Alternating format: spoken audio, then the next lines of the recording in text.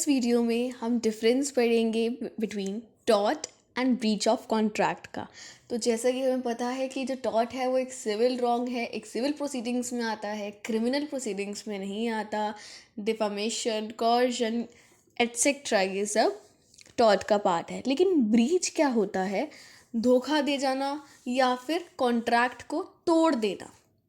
Breach of contract मतलब या तो धोखा दे जाना या फिर कॉन्ट्रैक्ट को तोड़ देना। तो यहाँ क्या लिखा हुआ है? Breaking the promise which has to perform in the contract. जो भी जिस चीज़ का कॉन्ट्रैक्ट था हमने उस कॉन्ट्रैक्ट को तोड़ दिया, जिस भी चीज़ का वो कॉन्ट्रैक्ट था। ठीक है, नेक्स्ट क्या है टॉर्ट का difference? Violation of legal right, कि एक पर्सन के, एक इंडिविजुअल के लीगल राइट का वायलेशन हो रहा है। फॉर एग्जांपल हम उसे इन्फ्लुएंस कर रहे हैं, कॉर्जन कर रहे हैं। कॉर्जन मतलब हम उसे ब्लैकमेल, टॉर्चर या सेक्सुअल असॉल्ट कर रहे हैं, तो हम ये वायलेट कर रहे हैं उसके लीगल राइट। अब हम उसके लीगल राइट कैसे वायलेट कर रहे हैं? फॉर एग्जांपल कॉर्जन में हम उसे ब्लैकमेल कर रहे हैं कि प्रॉपर्टी के पेपर्स पे साइन करने के लिए, तो ये तो उसका लीगल राइट है ना, जिसे हम वायलेट करवा रहे हैं। लेकिन ब्रीच ऑफ कॉन्ट्रैक्ट में क्या होता है? Infringement of legal right. Infringement मतलब उल्लंघन करना। ठीक है, हम उल्लंघन कर रहे हैं, क्या कर रहे हैं? लीगल राइट्स का। यहाँ पर है violation in terms of REM। REM मतलब क्या होता है? एक रियल राइट। एक रियल राइट को REM कहते हैं कि हम उसके राइट्स को वायलेशन कर रहे हैं। ठीक है, और यहाँ इन्फ्रिंजम इन राइट ऑफ पर्सोना मतलब हमने जिस भी पर्सन के साथ कॉन्ट्रैक्ट किया है हम उसके कॉन्ट्रैक्ट का उल्लंघन कर रहे हैं। ठीक है, टॉर्ट में लिखा है कि डैमेजेस जो है वो अनलिक्विडेटेड होते हैं। अनलिक्विडेटेड मतलब प्री एस्टिमेटेड नहीं होते वो। ठीक है, हम उसको पहले से ही एस्टिमेट नहीं कर सकते। लेकिन ब्रीच ऑफ कॉन्ट्रैक्ट में क्या है कि हम डैमेज को बता सकते हैं कि भाई जितने कॉन्ट्रैक्ट है उतने के तो डैमेज हुआ होगा। तो यहाँ पर तो एक जाहिर सी बात है, हम यहाँ पर डैमेज को मेजर कर सकते हैं कि हाँ अगर ये कॉन्ट्रैक्ट है तो ये कॉन्ट्रैक्ट बनता ही इस पर है कि अगर आपने कॉन्ट्रैक्ट तोड़ा तो आपका ये फाइन, ये पेनल्टी है। तो यहाँ पर हम डैमेज को लेकर चल सकते हैं कि इतना डैमेज होगा।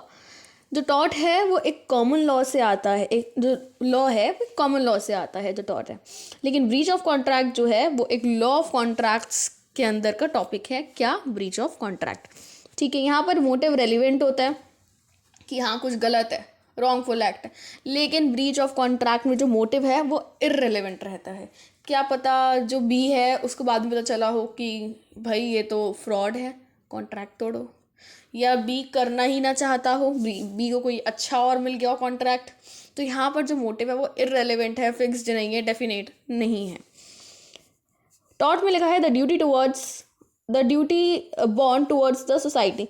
ये जो ड्यूटी है ये सोसाइटी की तरफ होती है हमारी, मतलब एक तरीके से सोसाइटी को इम्पैक्ट हो रहा है ना कि जो भी हम कर रहे हैं। फॉर एग्जांपल डिफामेशन कर रहे हैं, ठीक है, डिफेम करा हमने किसी को, डिफेम मतलब उसके इंसल्ट करना। ठीक है, तो ये सारा सोसाइटी का पार्ट होता है। लेकिन the duty bends towards the individual person, यहाँ पर लेकिन ब्रीच जो है वो एक इंडिविजुअल के साथ हो रहा है। क्यों?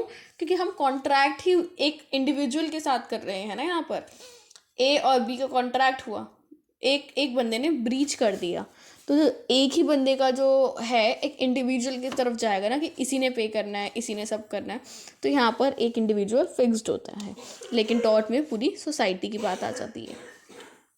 ठीक है, टॉर्ट में है नेचर ऑफ डैमेज में भी कंपनसेटरी और एग्जेम्पलरी। जो डैमेज है वो कैसे भी हो सकते हैं, आपको कंपनसेट भी करना पड़ सकता है या फिर वो एग्जेम्पलरी भी हो सकते हैं। लेकिन यहाँ पर ब्रीच में कंफर्म्ड होता है कि आपको कंपनसेशन ही करना है, आपको फाइन और वही आपको पेनल्टी ही देनी है, क्योंकि ये सब कॉन्ट्रैक्ट का पार्ट होता है। आने वाले लेक्चर्स में हम पढ़ेंगे कि क्या क्या रेमेडीज़ हैं ब्रीच करने की, या फिर डिटेल में पढ़ेंगे कि ब्रीच ऑफ कॉन्ट्रैक्ट होता क्या है, फॉर एग्जांपल्स के साथ, इसकी केस स्टडी और इसकी एनालिसिस के साथ। अभी डिफरेंसेस के लिए इतना बहुत इनफ है। So that's it for today's video. Will meet again soon.